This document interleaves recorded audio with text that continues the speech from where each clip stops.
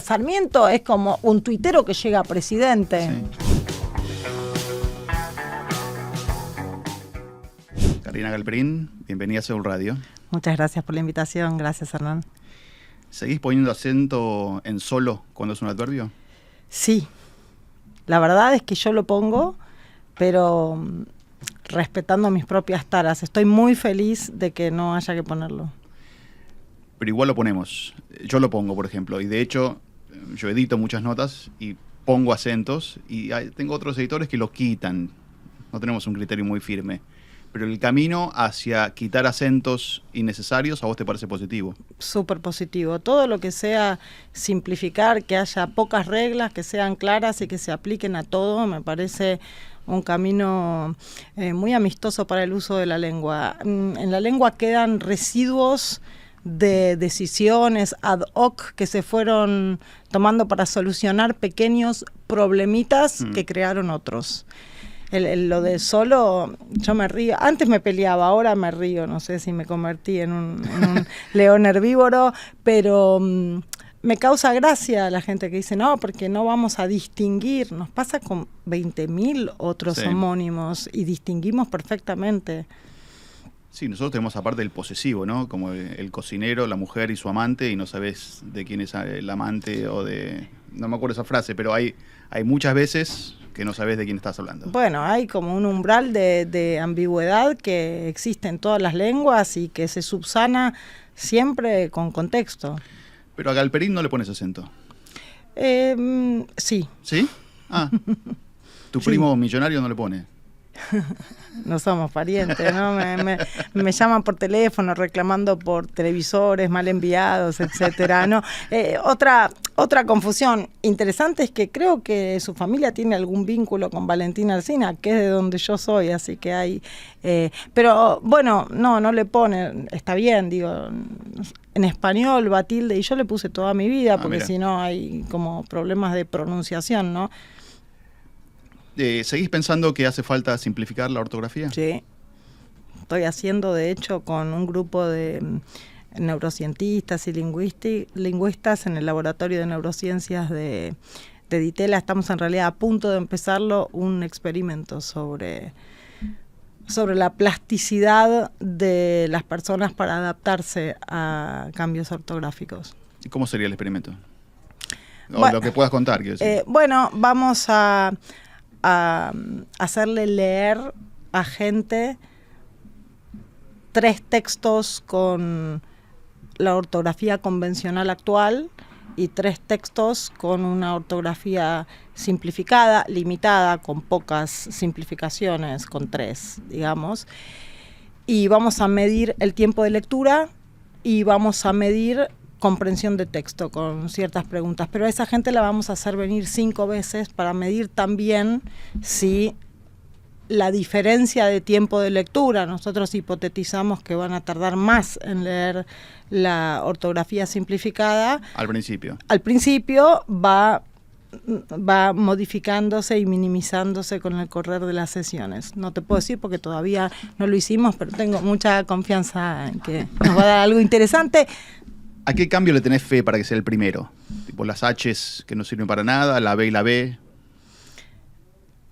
La H me parecería una obviedad, digo, lo dije 20.000 veces, que no entiendo quién podría defender más que por un apego afectivo, pero las H mudas en la lengua. De hecho, tengo pequeñas satisfacciones porque de vez en cuando me llegan notificaciones, viste, en un sitio que se llama academia.edu, que te dicen, te han mencionado, y cada tanto veo que me mencionan en artículos o trabajos sobre reforma ortográfica y que le dan a leer o que le dan a escuchar mi vieja charla a estudiantes y que tienen que pronunciarse a favor o en contra, y casi todos siempre a favor, a favor. Sí. Hay ahí como una voz, me parece, no escuchada de una mayoría silenciosa que está un poco tapada por la minoría intensa de los letrados y de los que manejan más o menos bien, porque no todo el mundo maneja tan bien la ortografía como cree, que tapa esa voz. ¿Y cuáles son las ventajas de la reforma ortográfica? Sobre todo uno piensa o se menciona que para los chicos sería más fácil aprender a escribir correctamente. Eso sin duda, creo que tiene múltiples ventajas. Primero, que hace más fácil la utilización de una herramienta que usamos todos todo el tiempo, con costo cero, quizá con algún costo afectivo para esta generación, pero con ningún deterioro de la lengua. No es que la lengua sin H muda va a ser peor, va a poder hacer exactamente lo mismo que hace ahora de la misma manera, de modo que también para los adultos va a ser una gran ventaja. Uno ahora ve con las redes sociales, ve cómo escribe la gente, uno ve que antes no veía sentencias judiciales de la Corte Suprema y uno encuentra falta de ortografía, ni que hablar de faltas de puntuación, pero digo, antes creíamos que no había porque no veíamos cómo la gente escribía. Para los chicos, obviamente, una ventaja gigantesca en la adquisición de la lectoescritura, que además en este momento en Argentina es particularmente un tema particularmente sensible, no solo porque les va a ser más fácil aprender a leer y escribir, sino porque va a liberar un montón de tiempo para dedicarle a otras cuestiones que pueden ser del manejo de la lengua, que está muy deteriorada o que siempre estuvo deteriorada, pero creo que ahora quizás un poquito más, no lo sé, o para otras disciplinas o para otros saberes. La Real Academia Española tiene como mala prensa, pero vos la defendés bastante. ¿Por qué? Yo la defiendo porque hay de todo, o sea, hay muchos académicos y uno a veces escucha algunas opiniones, etcétera, pero en general, primero que históricamente ha sido una fuerza en lo que hace a todas estas cuestiones de la ortografía, bien progresista. O sea, si uno compara, siempre hay que ver con qué lo comparas.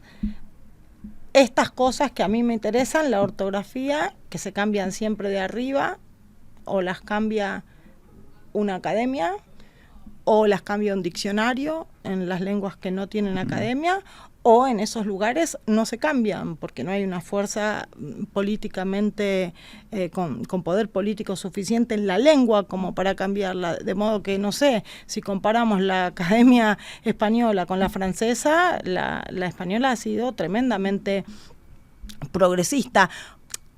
La gente pierde... Progresista en sentido reformista. Reformista, o sea, ha abierta avanzado. A cambiar, sí. Abierta a cambiar, ha cambiado. De hecho, si uno compara el español con el francés, uno ve que hay un montón de cosas que el español se sacó encima, que a nosotros, la mayoría de la gente no sabe que estaban, qué sé yo, la TH, la PH, ortografía se escribía con TH, filosofía con PH, cosas que en francés siguen estando ahí. Nosotros, la academia las ha removido con muchísima sabiduría. Las tildes, lo que hablábamos al principio, incluso frente a resistencias fuertes, mantiene, me parece a mí, una lógica de simplificar, de hacer esa herramienta simple, que a mí me gusta mucho. Sí, está muy de moda y siempre es como un blanco fácil el del ataque a la Real Academia. A mí me parece que cumple una función y que dentro de todos los organismos que hay es importante. Hay otra cosa, que en los lugares en donde no tenés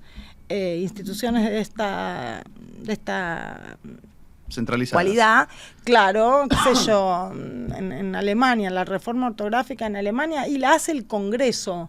O en Estados Unidos, la de 1906 la hizo el Congreso, el presidente alienta algo, y cuando vos mezclás estas cosas que son prácticas de la lengua con discusiones políticas de otro tenor, bueno, se mezclan con 20.000 cosas y se terminan discutiendo otras cosas y en general fracasan. Me interesa esto porque te iba a preguntar ahora por el lenguaje inclusivo, y si no perdió un poco de impulso, y si quizás no perdió impulso por haber sido percibido, quizás con razón o no, como algo que tenía mucho contenido político partidario. Sí, estoy totalmente convencida de eso, sí. Creo que las dos cosas que decís son verdad. ¿Que perdió impulso? Que perdió impulso, y que en parte perdió impulso porque se lo vio y en parte estuvo tomado dentro de una agenda que tenía afinidades políticas muy claras y que no eran transversales. Y los temas transversales, para mí, creo que la gran lección que hemos aprendido, sobre todo para mí, en mi modesta opinión, sobre el tema de feminismo, yo tengo mucha afinidad con muchísimos de los reclamos del feminismo, nunca formé parte de ningún colectivo, pero seguí muy atenta a todas las cuestiones. Creo que hemos aprendido que los temas de una importancia transversal, en esos temas tenemos que cuidar la transversalidad como si fuera oro. Cuando perdés esa transversalidad, perdés las reformas importantes, la capacidad de hacerlas, ¿no? Yo coincido con el diagnóstico de que algo hace falta, y siempre uso un ejemplo de tu amiga Silvana Tenreiro, ¿no? Yo creo que es la economista o el economista argentino más exitoso en el mundo, ¿no? Está en el Banco de Inglaterra, hizo 1000 cosas. Pero si decís es la economista argentina más exitosa en el mundo, parece que es... Dentro del colectivo de las economistas mujeres. Sí, y decir que Silvana Tenreiro es el economista más argentino... Es rarísimo. Hay algo. No, para mí está claro. Yo últimamente tengo el ojo despierto con eso. A mí me llama la atención porque... Es cierto que esa agenda y ese tema particularmente perdió mucho ímpetu. O sea, todo el mundo por distintas razones creo que hoy piensa que mejor no poner eso en primer plano. Pero a mí me asombra que seguís viendo el uso del desdoblado, los y las, en muchísima gente que no tiene ninguna militancia y que simplemente cree que ahí hay algo que es importante, ya sea por lo que vos acabas de decir, con el ejemplo de Silvana Tenreiro, ya sea por un reconocimiento de una audiencia que todavía a algunos les parece importante reconocer. No, incluso esta mañana mando un grupo de WhatsApp mixto, un mensaje, amigos, amigas, y puse amigues haciéndome el irónico, pero en el fondo era una manera de solucionarlo, ¿no? No me quise hacer el... Pero bueno, es algo que ya entró en la conciencia. Hay que ver después cuáles son las soluciones, cómo se adaptan. Me parece que la gente lo hace a su propia velocidad estos temas, ¿no? Yo siempre, hace un tiempo que vengo diciendo que me parece que lo fundamental de este tema es que se ha logrado, me parece a mí, un gran acuerdo sobre que hay un problema o que en muchas situaciones las formas de decir que tenemos no son suficientes o no son adecuadas para el mundo de hoy. Estamos lejísimos de alguna solución a eso. Entonces me parece que ese es el estado actual. Hay un gran debate en Estados Unidos, en el mundo universitario, pero yo lo veo sobre todo en Estados Unidos, sobre la crisis de las humanidades, ¿no? Menos alumnos, menos utilidad social percibida, menos prestigio. ¿Lo ves así? ¿Por qué te crees que parece, que existe? Bueno, el discurso de la crisis de las humanidades, entiendo, ahora hay una coyuntura bastante particular de la que ahora voy a hablar, pero es algo que uno viene escuchando, por lo menos yo la vengo escuchando desde el siglo XVI. Por supuesto que no se llamaban humanidades, pero la gente que se dedicaba o que quería dedicarse laboralmente a este tipo de cosas y temas, bueno, siempre fue un lugar difícil, sobre todo un lugar difícil para vivir de eso. Eso sigue siendo así, probablemente mucho más difícil que antes, por diversos motivos y en distintas partes del mundo. Pero bueno, hace 25 años, cuando yo estaba en Estados Unidos, que ya lo veíamos como dificilísimo, lo del mercado laboral en las humanidades, bueno, era Disneyland comparado con lo que yo hoy les escucho a mis estudiantes. De modo que hay un problema serio, me parece, laboral. Las universidades tienen menos dinero para eso, por múltiples razones. Creo que en parte porque hay muchas otras disciplinas que han cobrado relevancia, disciplinas que son, supongo que caras de mantener, con mucha tecnología, etcétera. Y por otra parte, esto que voy a decir, no sé, no lo tengo del todo